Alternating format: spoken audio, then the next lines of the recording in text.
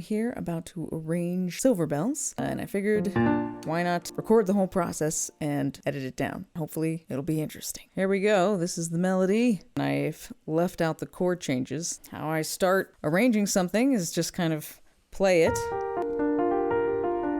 There could be several different things. The original obviously is in B flat, right?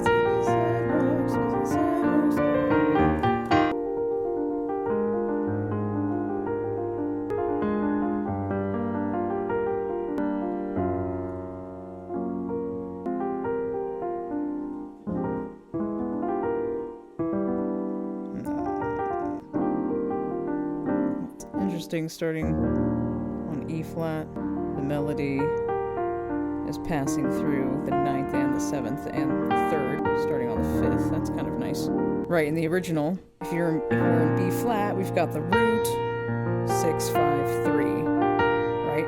The melody on the root is not always the most interesting thing on the planet. It's kind of interesting if we start in E flat. I have to figure out a little intro to lead into that.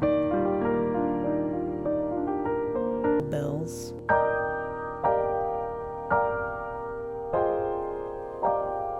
City sidewalks,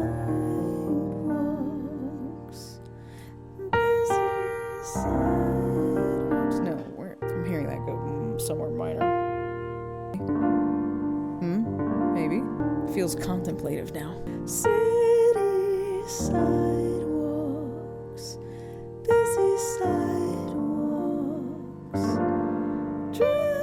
Oh, that could go to A flat because that's going there. So how you can go from there to there, I might as well explain things while I'm going, right? If we start in E flat, realizing I'm recording the screen and just looking at it and not actually gesturing to it. If we make this, whoops. Oh, yikes. No. Heavens. Oh, God. All right. If we make that an E flat major 7, and then I just heard it going to G minor.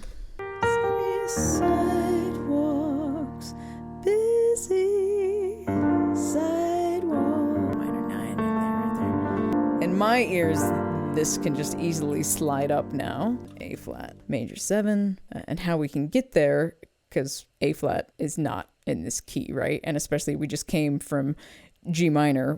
Oh, what is that? Card full. Well, that is All right, where was I? Busy sidewalks. I like that because busy sidewalks, I don't know, it's hustle and bustle. I don't think of it as positive. So having a minor chord there is kind of nice. Dressed in holiday style. How do I get away with that? One, it's a nice little side step, so the motion is not going very far, going from G minor just up to A flat. And in the melody here, we got a B flat and a G. Nice higher aspects of the chord.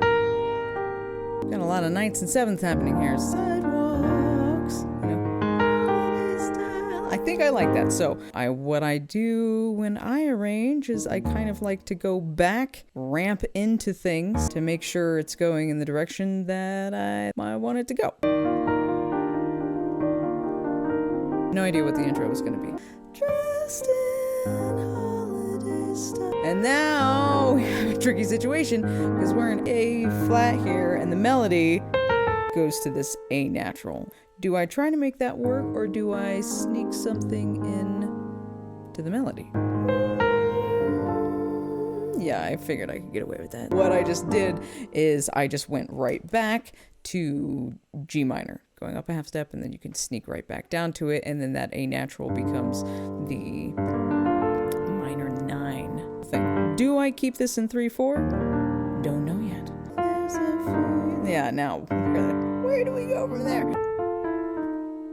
Of course, that's an F7 normally, which makes a lot of sense, but I don't want to go there, so I'm not gonna go there. This is a moment where I could also take it somewhere else. Instead of going to a G minor, we're gonna have to get off of it real fast though, unless we really want to tweak the melody. But we could also... Maybe. Do I like that? And now we're gonna go back to the beginning and ramp into this new idea.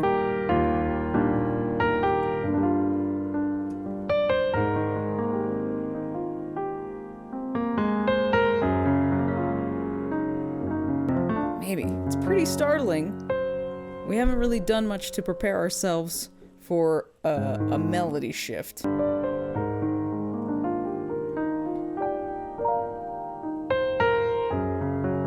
We might be forgiven if we hang on to air a little bit more, because it'll be shocking at first, but it's a pretty note. If we make that G flat major, that would become an A flat. And that would now stay in E natural. We'd have to just make that an E flat. Do I like it? Yes. Would the audience forgive me? Maybe.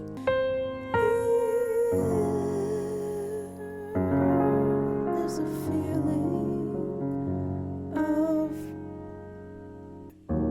no. There's a feeling. So I changed the normal melody, right? Reminder. There's a feeling. Got this little nice little dramatic stuff happening there. Just does not match the vibe that is starting to unfold. Especially, we are now just so outside of kind of the original. If I kept there's a feeling, it would work if we were going for like some kind of bluesy thing, but that's not the feel that's happening here. I just changed that to an E flat. So you don't have that a feel, it's just a feeling, which is fine. I think the audience will forgive us, especially if we set this up right intro-wise. If we just start into it right away, people are going to expect the original. So intros are always a great way to prepare people for something's coming. Lots of major ninths and major sevens all over the place, because that's what Christmas sounds like, apparently. Of Christmas. Then we can go to our original key. Finally, we arrive at a B flat. And that E flat, I'm treating it as just like, you know, that 4 against 3 sound. I really like that sound. I liked it before Eric Whitacre made it cool. And it sounds so triumphant now because, you know, we've got this build up. We haven't mentioned B flat at all in any of this. So when we arrive there and it's Christmas, Christmas. I don't know what intro. I was kind of playing around with something. Maybe something like that. But that doesn't fully prepare us for what's coming, because that's still, those are 2 chords that are very related to each other. So who knows?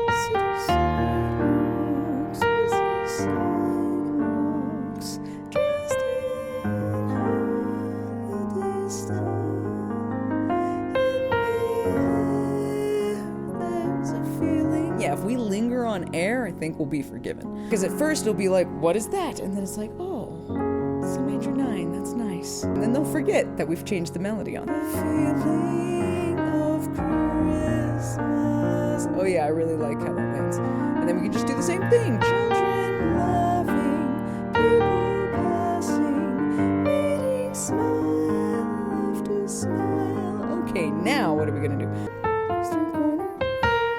We're not gonna do that. After smile. Maybe we should probably not linger on the A flat and switch it up. I did have that thought earlier. Just in holiday style. Going to a D flat. That G becomes the sharp 11. There's some extra A flats we're hearing, so then when we get to there, it's even more forgiven. I think that's too much too soon. Possibly just too much for what's happening. Not gonna do that.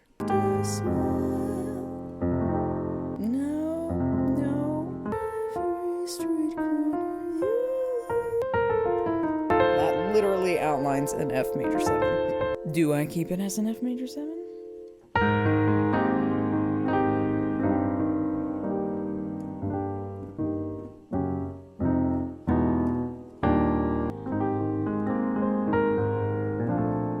Startling moments. I am a fan of this actually just going back to this. You know, because we've done it once before, so now that we're doing it again, the audience has an idea of what's coming. This, getting into here, we could actually do an F sus, I do believe. I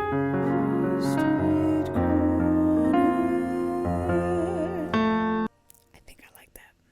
That would definitely be a sus. Or if you want to be a little bit more specific about it, C minor 7 over F. Oh, yeah, okay, great. The thing that will only catch them off guard is up here, right? This G flat major lasts for 2 measures, right? So we've got the A flat lasting for 2 measures, G flat lasting for 2 measures. And so then when it comes back around, repeats, we're doing the same thing, A flat for 2 measures, and the G flat will only be for 1 measure. Thankfully, there are notes that are shared between these two, specifically B flat, E flat. So every street, and it's also in the melody, so common tones, man, they're the jewels of arranging.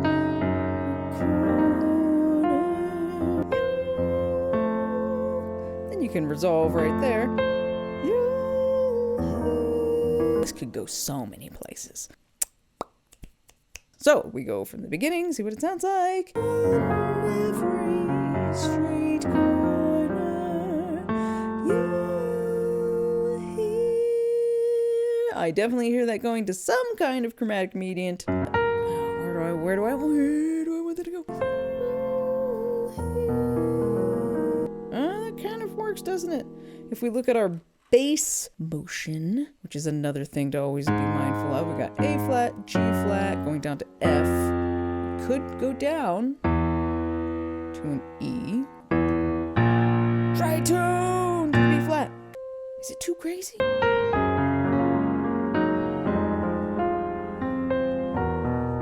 Oh, you know what? No, it totally works because of that downward motion with the bass.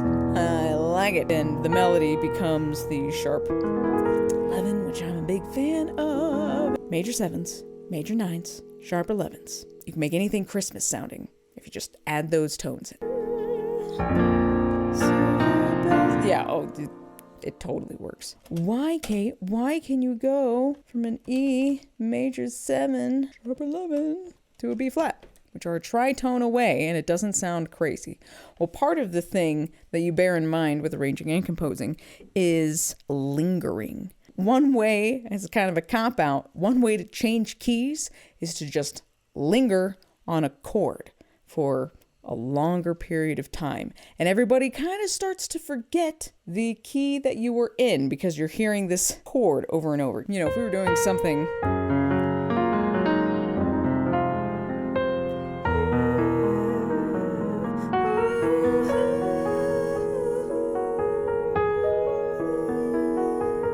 right? And we just stay here, and we just linger here, and you just keep hearing this.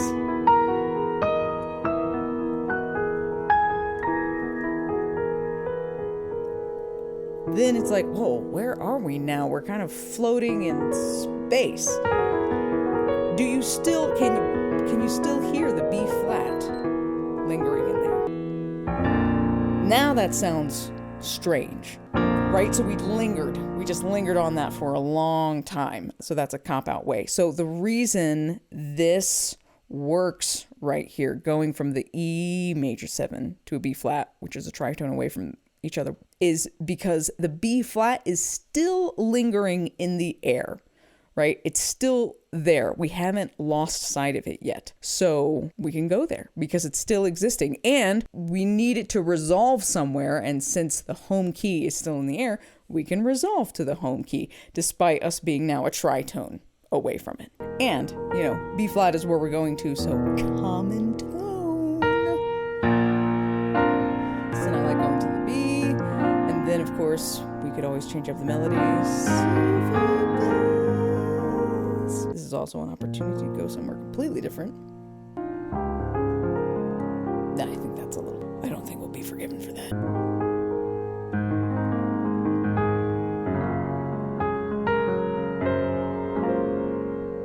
Meh. Or do we do the original? You're like, Kate, what are you doing? So this is original B flat, and then that's actually, I mean, you know, that's nice. And the audience is going, oh, thank God. Something I know. There's always a nice balance, right? When you are doing a reharm, there's kind of 2 ways to go about doing it. There's more than 2 ways, but one way is half new, half same, what it was before. All of this is new, except then we land on B flat. And then it's like, oh, hey, I recognize that. And then, oh, away, we're somewhere off in La La Land over here. And then, oh, thank goodness, we've arrived at something familiar. You have the options of making it all new. And then everyone just kind of settles in, right? As soon as it's like, oh, there's nothing familiar here. I'm just going to settle in for the ride. Then it's no problem. And then all of the new stuff comes flying at you and you enjoy it and immerse yourself in it. Or you change up half of it and leave some crumbs for the audience of like, oh, I know that. If you like keep everything the same and then just change like one chord, you can get away with it if the chord is pretty similar to the original. But if you're like, ooh, this way out there chord, sidewalks, there we go. Right? The audience is going to be like, what? What just happened? Balance, right? You got to remember your balance. That brings us back to what am I doing? No, I like it. It feels nice. But then where do we go from there? Of course, I'm going there. I know I'm going to arrive there at a G flat major 7 on City. I mean, you could go to the... No. That's... Nope. No. Nope. Nope. Nope.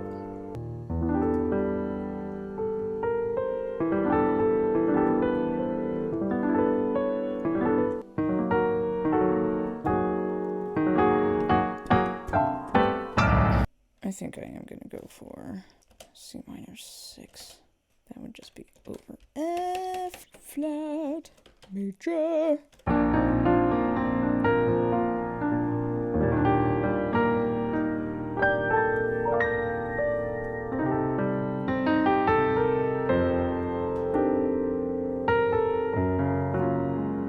Not the biggest fan of that.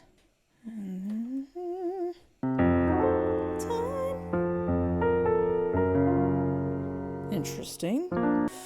I'm playing around with a C fully diminished instead of a C minor 6/9. Instead of doing an F dominant, just plain old F dominant, you add the flat 9. A little more hip. Is it the fact? Is it a 6?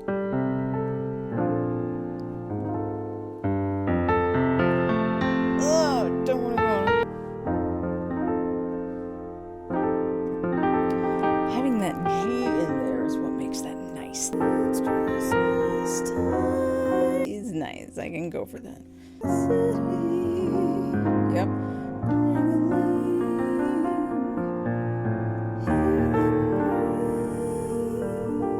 Can we just do it again?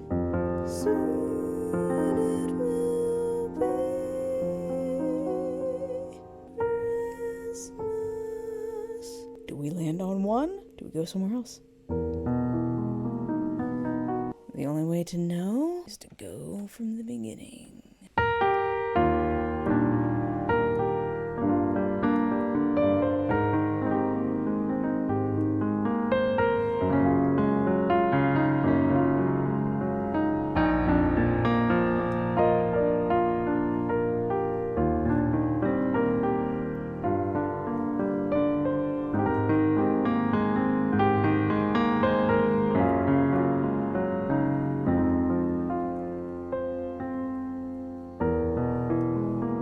Oh yeah, that flows really nice.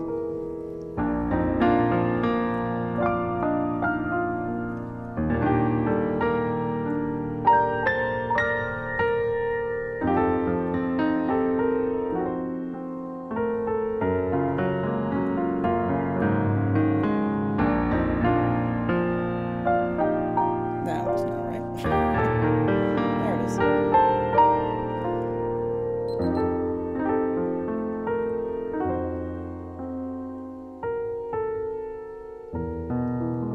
No. See, that major 7, the E major 7 doesn't work anymore. We've done too much of the original now to now throw in something that's that squirrely. They can forgive us for doing the G flat major. It's a chromatic median. I mean, it's completely outside of the key, but there's still some kind of relation, whereas the E major 7 is a tritone away. I think we just have to go to 1.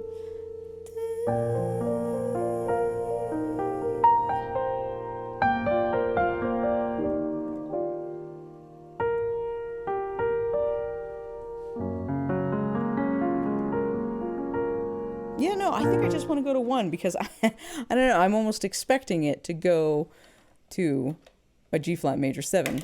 Soon it will be Christmas Day. And we certainly could.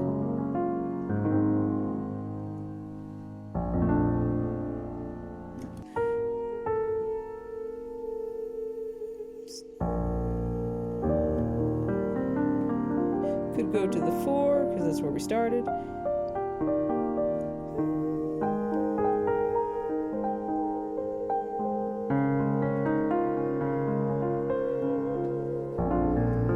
There we have it for the most part.